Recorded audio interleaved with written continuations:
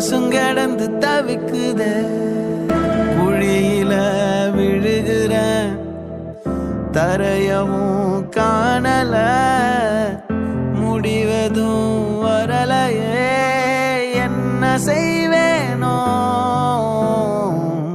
மூடுன கதவையும் உடைச்சு நான் பார்க்கிறேன், வழி எதுவும் வரலையே, எங்கு போவேனோ.